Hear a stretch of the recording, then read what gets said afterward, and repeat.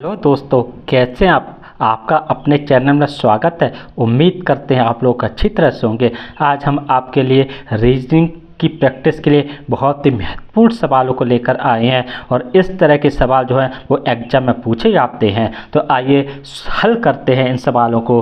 देखिए, पहला सवाल है आपका कि नीचे दिए गए विकल्पों में से संबंधित विकल्प का चयन कीजिए। ये जो सवाल है आपका वो एसएससी CHSL 2021 में पूछा जा चुका है, तो आप इस सवाल को ध्यान से रट लीजिएगा। देखिए, दिया गया ओम मीटर, प्रतिरोध और जाइमोमीटर। देखिए, ओम मीटर जो है ना, वो प्रतिरोध को मापने के काम आता है। ठीक है यार, प्रतिरोध को मापने की इकाई है ओम मीटर। वैसे ही जाइमोमीटर जो है वो जाइमोमीटर जो मापने काम आता है वो किण्वन को मापने के काम आता है, किण्वन की जानकारी देता है। तो हमारा अगर सी ऑप्शन है तो बिल्कुल सही आंसर है, जो बिल्कुल सटीक संबंध को आपको बिठा देता है। तो हम सी आंसर को टिक कर देते हैं, यही हमारा सटीक आंसर है।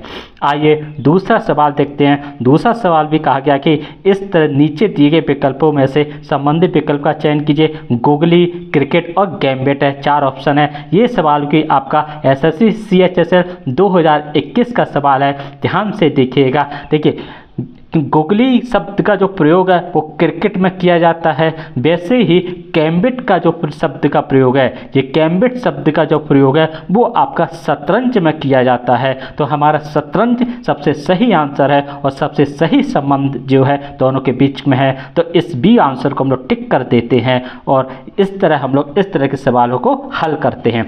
अगला सवाल देखते हैं। देखिए दोस्तों, अगला सवाल क्या है। अगला सवाल है दोस्तों कि नीचे दिए गए विकल्पों में से संबंधित विकल्प का चयन कीजिए। F, P और J है। ये सवाल भी आपका RPF कांस्टेबल 2019 का सवाल है। ये आपका RPF कांस्टेबल में सवाल आ चुका है, तो ध्यान से देखिएगा। देखिए, F है और F को हम लोग क्या लिख सकते हैं, F को हम लोग 6 लिख सकते हैं। अब यहाँ पर P है तो P को क्या लिख सकते हैं, P को हम लोग 16 लिख सकते हैं, ठीक है ना। और अगर हम J की बात करें तो J को क्या लिख सकते हैं, J को हम लोग 10 लिख सकते हैं। तो अगर आप इन दोनों के बीच का संबंध देखेंगे तो यहाँ पर +10 हो गया है, ठीक है ना।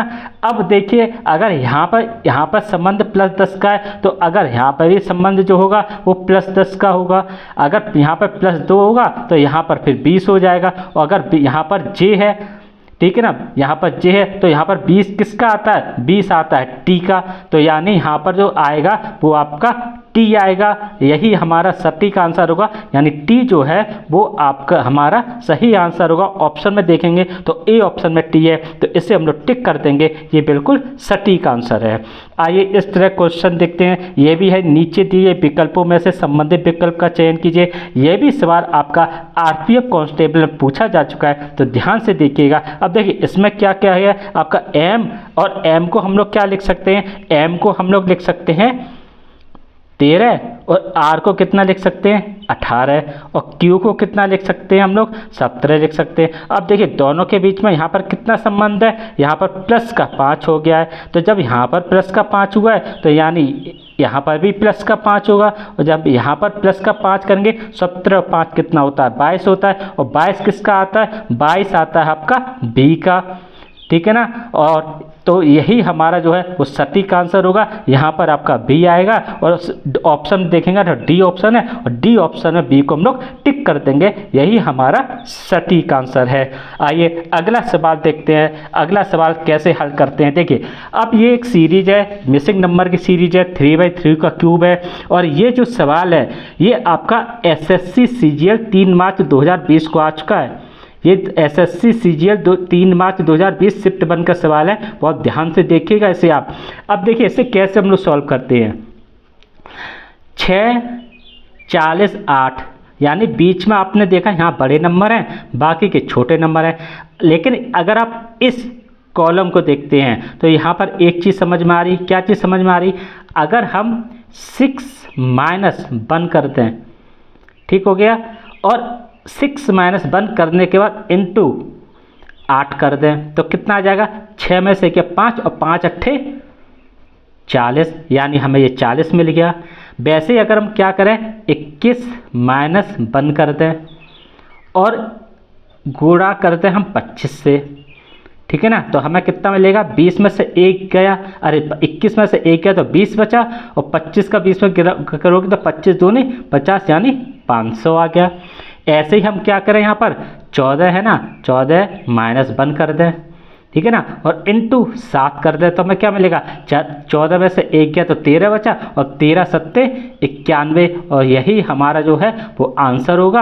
आप देखिए ए ऑप्शन है और ए ऑप्शन में 91, इस ए ऑप्शन को हम लोग टिक कर देंगे, यही हमारा सटीक आंसर है। ठीक है ना दोस्तों। आइए अब देखिए अगला सवाल 4/4 क्यूब का, 4/4 क्यूब का है, और ये सवाल भी आपका जो है वो आपका SSC CGL 5 मार्च को पूछा जा चुका है। बहुत ध्यान से देखिएगा आप इस सवाल को।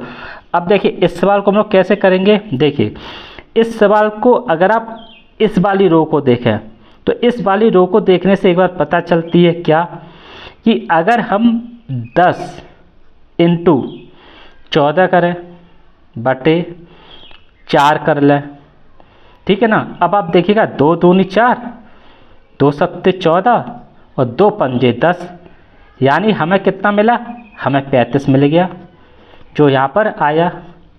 ठीक है, ऐसे ही हम क्या करें, 15 × 5 बटे 3 कर दें, ठीक है ना, और 3 पचे 15 कर दें तो हमें कितना मिला, 5 × 5 यानी 25 हमें मिला, यानी यहाँ पर ये 25 मिल गया।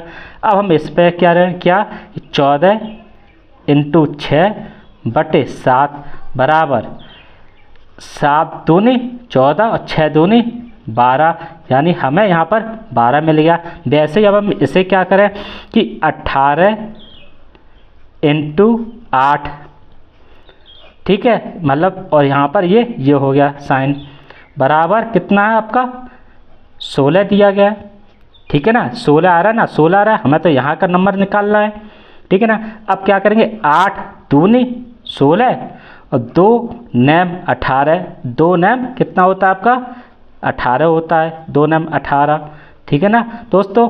अब देख ये इधर जाएगा तो आंसर हमारा क्या आ जाएगा, 9 आ जाएगा, ठीक है ना दोस्तों। और यही हमारा जो है वो आंसर है। तो यहाँ पर जो नंबर आएगा ना वो दोस्तों 9 नंबर आएगा। और अगर हम ऑप्शन में देखेंगे ना तो बी ऑप्शन में 9 नंबर है, तो इस 9 नंबर को हम लोग टिक कर देंगे दोस्तों। तो इस तरह हम लोग इस तरह के सवालों को भी हल कर लेते हैं बहुत ही आसानी से और चंद सेकंडों में हल कर लेते हैं दोस्तों। आपको हमारा वीडियो अच्छा लगे तो आप इस चैनल को ज़रूर से ज़रूर सब्सक्राइब कीजिएगा, जिससे इस तरह के बहुत ही महत्वपूर्ण वीडियो आपको आगे भी निरंतर मिलते रहें। धन्यवाद दोस्तों, नमस्कार दोस्तों।